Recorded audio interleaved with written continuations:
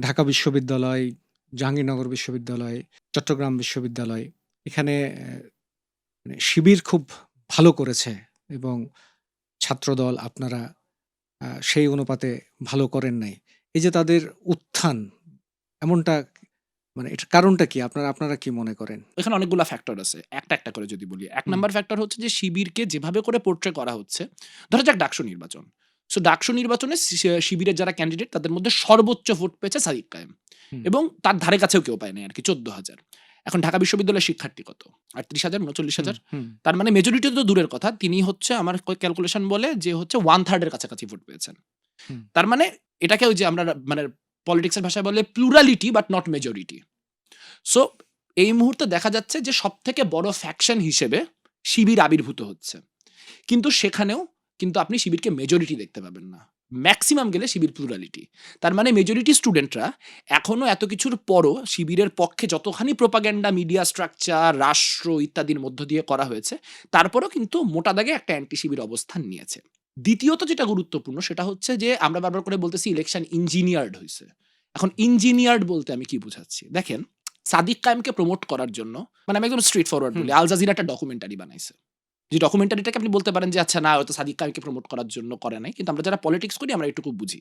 মানে ওই গোটা ডকুমেন্টারিটার যদি আপনি সার বলেন, তাহলে এটাই যে এই যে যাদেরকে দেখানো হচ্ছে নাহিদ, মাহফুজ ইত্যাদি, ইত্যাদি এরা আপনার গণ আন্দোলনটার অভ্যুত্থানের মূল লোক ছিলেন না, মূল লোক ছিলেন এই ব্যক্তি।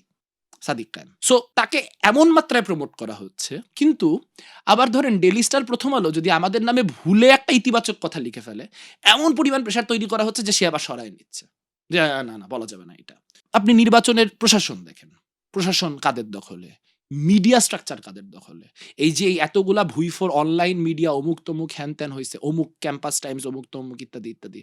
স্ট্রাকচার গুলি তাদের দখলে। আরো একটি বড় গুরুত্বপূর্ণ বিষয় হচ্ছে যে গত ১৫ বছরে আসলে তারা কি অবস্থানে ছিল? আপনি হুম, যদি বিশ্ববিদ্যালয়গুলো ৪ টা ৫ টা গুরুত্বপূর্ণ অর্গানের দিকে নোটিস করেন, সাংবাদিক সমিতি, বিতর্ক ক্লাব, জেলা সমিতি, হুম, রক্তদানের সংগঠন। একটু যদি আপনারা এনালাইসিস করেন, আপনারা দেখতে পাবেন এগুলো সবগুলো শিবির দ্বারা ইনফিল্ট্রেটেড। এখন ইনফিল্ট্রেটেড একটা নেতিবাচক শব্দ। আমি খুবই উদ্দেশ্যপ্রণোদিতভাবে ইনফিল্ট্রেটেড কথাটা ব্যবহার করছি। কারণ এখানে তারা কেউ শিবির পরিচয়ে থাকে নাই। তারা কখনো ছাত্রলীগ, কখনো সাধারণ শিক্ষার্থী ইত্যাদি, ইত্যাদি পরিচয়ে সেই সব জায়গাগুলিতে ছিলেন। সো ফলে তাদের তো হলে অ্যাক্সেস অনেক বেশি। আজকে যিনি শিবিরের নেতা, আপনি আজকে শিবিরের নেতাদের খুঁজে দেখেন, এরা প্রত্যেকে হলে ছিলেন ৫ই আগস্টের হুম, আগে। এবং বহালতবিয়তে ছিলেন। আমরা তো ৫ই আগস্টের আগে এখন তো মানে ওই যে অরওয়েলিয়ান রিয়ালিটি বানায় ফেলা হইছে যে ৫ই আগস্টের আগে নাকি আমরা অনেক ভালো ছিলাম, তারা অনেক কষ্টে ছিলেন। কিন্তু এই শিবিরের লোকগুলাই তো বা তাদের অ্যাফিলিয়েটরাই তো দীর্ঘদিন ধরে বামপন্থীদের ছাত্রদলকে হচ্ছে আপনার হলের যে স্ট্রাকচার গুলি, বিশ্ববিদ্যালয়ের যে স্ট্রাকচার গুলি সেগুলির থেকে বাইরে রেখেছে। সাধারণ শিক্ষার্থী নামে রেখেছে যে না আমরা রাজনীতি চাই না। উনারা সাধারণ শিক্ষার্থী, আমরা রাজনীতি করি, এইজন্য উনারা আমাদেরকে কোনো কাঠামোর মধ্যে দেখতে চান না। টিএসসির ক্লাবগুলিতে নিয়ম করা হয়েছে যে ছাত্র সংগঠনগুলির সাথে সম্পৃক্ত কেউ ক্লাবগুলি করতে পারবে না বা ক্লাবগুলিতে পোস্টেড হইতে পারবে না। তো শিবিরের তো গুপ্ত কাঠামো। তো আপনি তো জানতেছেনও না যে উনি শিবিরের সাথে অ্যাফিলিয়েটেড। কিন্তু উনি আবার ওই ক্লাবগুলিতেও আছে। সো এই যে একটা অ্যাপলিটিক্যাল স্ট্রাকচারের মধ্য দিয়ে বিশ্ববিদ্যালয়ের রন্ধ্রে, রন্ধ্রে পৌঁছাইতে পারা, তার একটা প্রভাব আছে। এবং তার বাইরেও তারা আসলে অনেকগুলি কাজ করেছে যেগুলা স্ট্র্যাটেজিক্যালি খুবই শিক্ষণীয়। তার নৈতিকতা নিয়ে আমি প্রশ্ন তুলতে পারি যে এটা নৈতিক কিনা রাজনৈতিকভাবে। কিন্তু আমি যদি স্ট্র্যাটেজিক্যালি বলি সেটা খুব তারা অসাধারণ করেছে। যেমন তারা প্রত্যেকটা জায়গায় কিছু মানুষজনকে তৈরি করেছে যাদের কাজ হচ্ছে মুখে বা সামনে শিবিরকে গালিগালাজ করা বা আল্টিমেটলি শিবিরের পারপাস সার্ভ করা। সো এই পলিটিক্স তো এটা যে স্ট্রাকচারালি করা সম্ভব বা কোনো একটা জায়গায় কোনো একটা প্যানেলে তারা কোনো একটা লোক নিজেদের লোক রাখে নাই। কিন্তু যখন শেষ ভোট পড়লো তখন বোঝা গেল যে তাদেরকে প্যানেলে রাখা হয়নি প্যানেলের যাতে ইমেজ না খারাপ হয়। কিন্তু তাদের কোর ভোটারদেরকে ঠিকই বলে দেওয়া হয়েছে তাদেরকে ভোট দিতে। এবং তারা তো আসলে গুপ্ত ফরম্যাটে ১৫ বছর এই সংগঠনটা রান করেছে। সো যার মধ্য দিয়ে তারা আসলে সোসাইটির বা শিক্ষা প্রতিষ্ঠানের রন্ধ্রে, রন্ধ্রে কিভাবে থাকা যায় নিজেদেরকে প্রকাশ্য না করে সেই গোটা কাঠামোটা ম্যানেজ করেছে।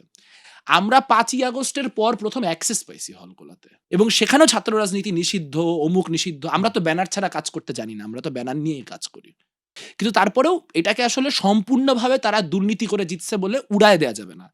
তাদের যে এখানে একটা সিরিয়াস বিকাশ ঘটছে বিশ্ববিদ্যালয়গুলিতে, সেইটাকে কিভাবে intellectually, culturally, politically ফাইট করতে হবে, তার একটা ৫, ৭, ১০ বছর মেয়াদি জিনিস সবাইকেই ভাবতে হবে। এটা শুধু বামপন্থীদের একার হেডেক এমন না, কিন্তু আমাদের হেডেকটা সবচেয়ে বেশি।